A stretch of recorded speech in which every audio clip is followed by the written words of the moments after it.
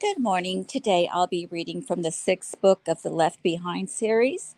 The name of this book is Assassins, and today I'm going to be reading chapter 18.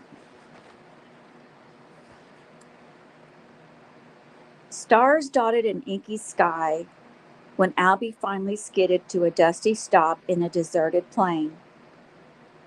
He left the old truck's headlights burning, illuminating a boulder next to a mature tree about 100 yards away. Albie hopped into the bed of the truck and scampered atop the cab. He peered behind him. "Let my eyes grow accustomed to the darkness," he said, "and I'll be sure we're alone."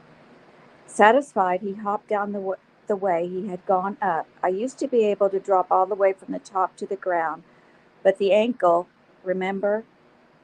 "The earthquake," Rayford said. "Not a high medical priority, all things considered." He motioned for Rayford to follow him to the front of the truck, where he squatted before a headlight and reached into his paper sack. He produced a rectangular block of black metal that looked like a box. It was about 10 inches long, 5 inches wide, and an inch and a half deep. "Captain Steele, this is ingenious. It costs extra, but I know you will want it. Watch carefully so you can see how easily it is done. Unless you know the trick, you cannot do it. First, get the feel of this in your hands." Rayford took the block and was impressed with its weight and density. There was no visible seams, and the block felt solid. "Open it," Albie said.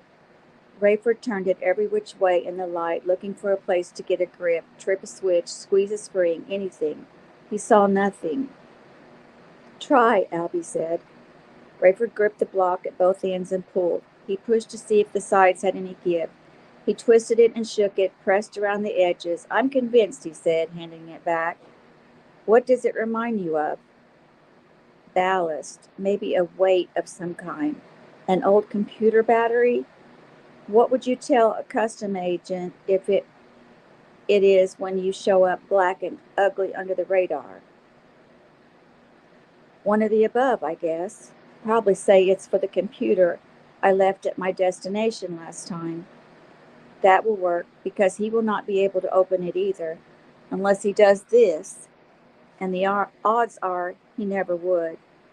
Holding the block before him horizontally, Albie put his left thumb on the upper left corner, with his left middle finger on the back of the lower left corner. He did the opposite with his right hand thumb on the lower right corner, middle finger on the back of the upper corner.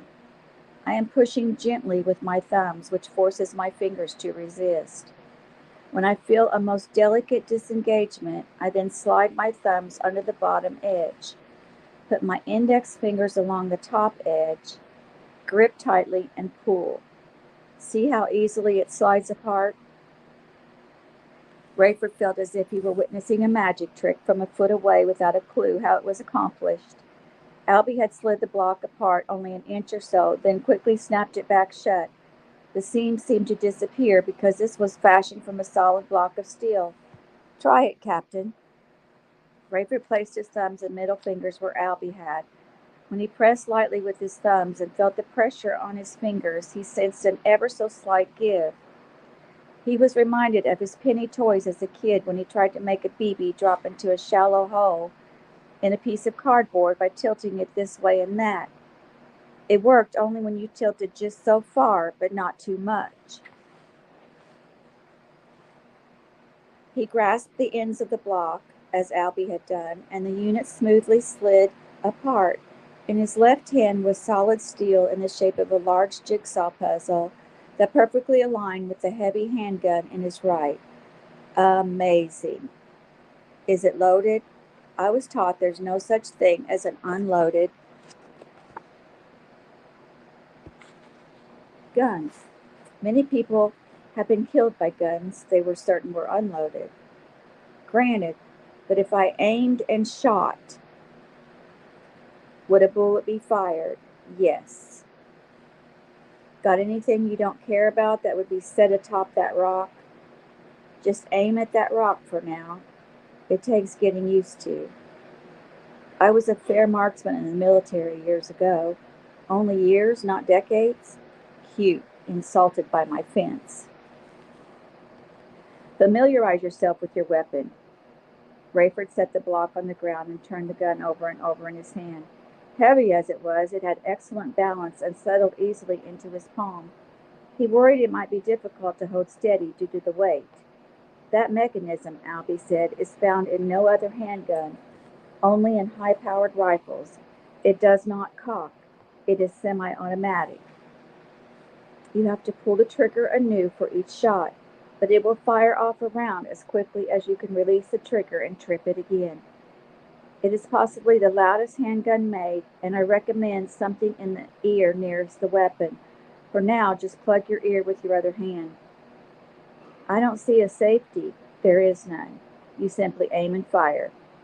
The rationale behind this piece is that you do not separate the block and produce it unless you intend to shoot it. You do not shoot it unless you intend to destroy what you are shooting. If you shoot at that rock enough times, you will destroy it. If you shoot a person in a kill zone from within 200 feet, you will kill him. If you hit him in a neutral zone from that same distance, your ammunition will sever skin, flesh, fat, tendon, ligament, muscle, and bone, and will pass through the body, leaving 2 holes. Provided you are at least 10 feet away, the soft hollow point shell has time to spread out due to the heat of the firing explosion and the centrifugal force caused by the spinning. Rifling grooves etched inside the barrel induce the spin. The projectile then will be roughly 1.5 inches in diameter. The bullet spreads into a spinning disc. Exactly, and as I told you on the phone, a man missed by the projectile by 2 inches from 30 feet away suffered a deep laceration from the air displacement alone. Should you hit someone from between 10 feet and 200 feet, the bullet will leave an exit wound of nearly 6 inches in diameter, depending on what body part is expelled with it. The thin, jagged, spinning bullet bores through anything in its path, gathers the gore around it like grass in a power mower blade, and turns itself into a larger object of destruction. During the testing of this weapon, a technician was accidentally shot just above the knee from approximately 20 feet away. His leg was effectively amputated, the lower portion attached by a thin ribbon of skin on each side of the knee. Rayford shook his head and gazed at the ugliness in his hand. What was he thinking? That he would ever dare carry such a monstrosity, let alone use it? He would be hard-pressed to justify this as a defensive weapon. Are you trying to walk me into this or out of this? Talk me into this or out of this. Albie shrugged. I want you satisfied with your purchase. No complaints. I said you could go cheaper. You said you wanted performance. What do you do with this is your business, and I wouldn't even want to make it mine. But I guarantee you, Captain, if you ever have to use on someone, you won't have to use it twice. I don't know, Rayford said, his hunches aching from crouching. He shifted his weight, picked up the other half of the block, and held it facing the gun to see how they aligned. At least try it, Albie said. It's an experience. I'll bet it is. Rayford dropped the block again, stood between the headlights, spread his legs, aimed the gun at the rock, and steadied his shooting hand at the wrist with his other hand. Albie covered both ears, then interrupted. You really should put something in that right ear. Rayford dug in his pocket for the note Albie had written. He tore a piece from it, moistened it with his tongue, and crumbled it into a small ball. He pushed it into his ear and resumed firing position.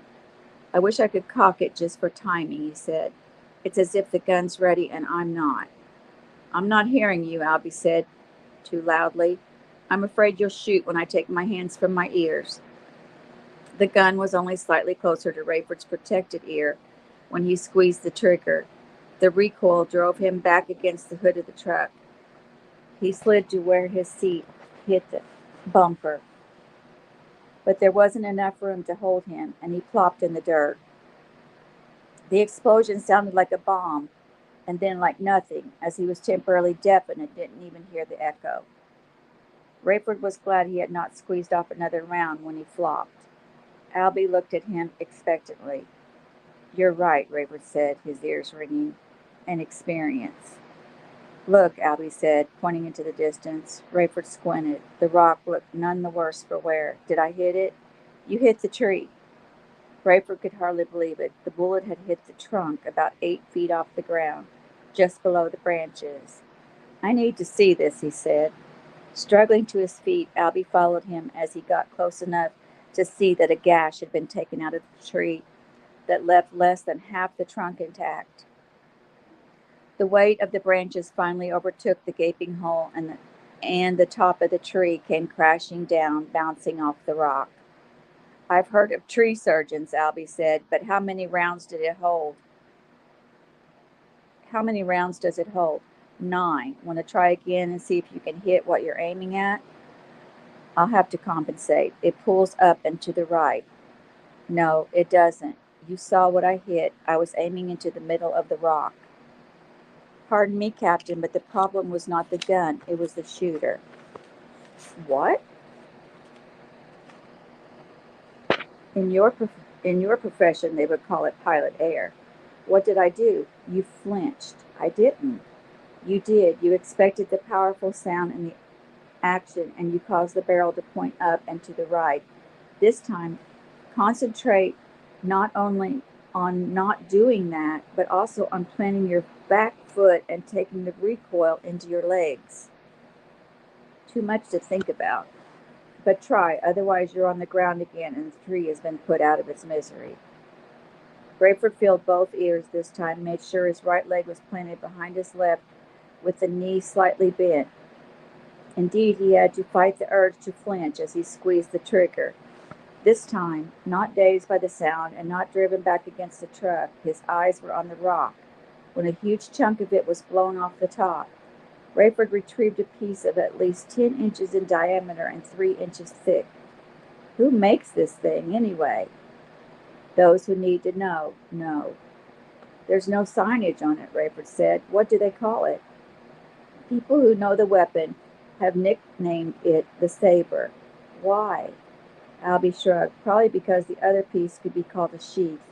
When it's pieced together, it's like a sword in its sheath." Albie showed him how to reassemble the block, returned it to the sack, and drove him back toward the marketplace. "Needless to say, I don't carry that kind of cash," Rayford said. "I got it on consignment. Can you get it to me in 2 weeks?" "It'll come from Mac." "Good enough." "Uh-oh." Rayford looked up. The road into the crowded commercial area was blocked by GC peacekeepers, lights flashing. Albie took to the side streets. As he drew within sight of the cafe, he stopped abruptly and sighed. Rayford stepped forward, his head touching with the windshield. The crowd was in the street, the cafe empty save for the table where Rayford and Albie had left the Tuttles. Trudy sat at the same pose as when they had left, head nestled in her forearms on the table, but a huge chunk was missing from the back of her head, and her arms were covered with blood that still dripped from the table. Next to her, facing Rayford, sat the big, blond, freckle-faced Dwayne. His head had fallen back and his arms hung at his sides, palms up, thumbs pointing out. His forehead bore a neat, round hole, and his chair rested in a pool of his blood. Rayford grabbed the door handle, but Albie's fingers dug into his arms like talons. "You can do nothing for them, friend. Don't reveal yourself to your enemies. Give me your phone." In a daze, Rayford handed it to him, then pounded his fist into the dash as Albie backed out of the area and drove across the sand. He spoke quickly in his native tongue, then slapped the phone shut and set it on the seat next to Rayford. Rayford could not stop pounding. His head throbbed, the heels of his hands shot through with pain. His teeth were clenched, and a buzz had invaded his brain. He felt as if his head might explode. Instinct told him to pray, but he could not. His strength left him as he had opened a drain pipe and let it escape. He slumped in the seat. "Listen carefully to me," Albie said. "You know whoever did that is after you. They will be lying in wait at the airport, and there will likely be a fighter or two in the air somewhere. Can you fly that plane? Yes. I told my man there to announce that due to winds and curfews in surrounding areas, he was shutting down the airport. He will give people 10 minutes to leave before turning off the runway lights. He tells me no one is near your plane, but that the airport is busier than normal with pedestrian traffic. The place will be dark and hopefully empty by the time we get there. Still, to be safe, I will let you out before I enter the tower. Stay in the darkness until you reach the plane. When I hear your engines, I will light the runway for you. Rayford could not speak, not even to thank Albie. He was a man who was not even a believer, but he was an enemy of Carpathia and willing to do anything to thwart him. He didn't know Rayford's situation and told him repeatedly he didn't want to know. But he was risking his own life by trying to get Rayford into the air, and Rayford would never forget it. They were within sight of the airport when the lights went off and a short line of cars snaked out of the lot. Albie stopped and nodded that Rayford should go, pointing wide to the right around the airfield, which was now a sea of blackness. Rayford grabbed the bag and started to leave, but Albie caught him and took the block out. He opened the gun and handed Rayford both pieces. He poured extra ammunition into his palm and stuffed it in Rayford's pocket. Just in case, he said, stuffing the bag beneath the seat. Fury had again constricted Rayford's throat, and he could not emit a sound. He slipped the gun in one pocket and the block in another, gathered up his phone, and thrust out his hand toward Albie. They squeezed hard, and Albie said, I know, now go. Rayford lopped across the sand and scrubbed grass in the darkness, hearing his own panting. When finally his vocal cords loosened, he moaned with each breath. Then he emitted a closed-mouthed growl so loud and fierce that it dizzied him, and he nearly tumbled. He was within 100 feet of the plane when he heard footsteps angling toward him and a shout. Rayford Steele, halt, GC Peacekeeper. Rayford gave off a guttural no and kept moving, reaching into his pocket for the gun. You're under arrest. He kept moving. Stop or I'll shoot. Rayford felt that tingle in his back. Had it really been that very morning that he had eluded another GC gun? He whirled his own weapon, raised. The faint light from the road in the distance silhouetted the GC man closing on him, weapon aimed. Rayford stopped. Don't make me shoot you, he screamed. But the man came coming. Rayford fired at his feet, hitting the ground a yard in front of the man. A huge cloud of sand erupted, and the man flipped over backward, landing on his stomach with a loud His weapon clattered free. Rayford made a dash for the plane, peeking over his shoulder to see the man lying motionless. God, don't let him die, he said. Yanking open the door and diving aboard, he pulled the door shut, realizing that he was drenched with sweat. I don't want to kill a man. Rayford jumped over the back of the seat into the pilot's chair and fired up the engine. The fuel tank showed full. The other gauges danced to life, and the runway lights came on. He grabbed the radio. All clear, he said, careful not to mention Albie's name. 2 bogies, 6 miles due north, came the reply. They could be upon him in seconds, but they would look for him to head west and climb quickly. Rayford looked far to his left just before reaching takeoff speed. The GC man had labored to his feet and staggered as if catching his breath and looking for his weapon. The Super J smoothly took in the air, and Rayford headed south, staying below radar level until he was sure he was not being pursued. Then he gave the craft full power, and the thrust drove him back in his seat as he set the nose to the stars in the west. All he wanted was to reach maximum cruising speed at optimum altitude and get home to his comrades in one piece.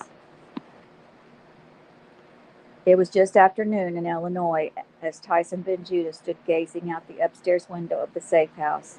Summer was coming on. He had just enjoyed a light lunch with Buck, Chloe, the baby, and Leah. What a strange and wonderful, warm woman she had turned out to be.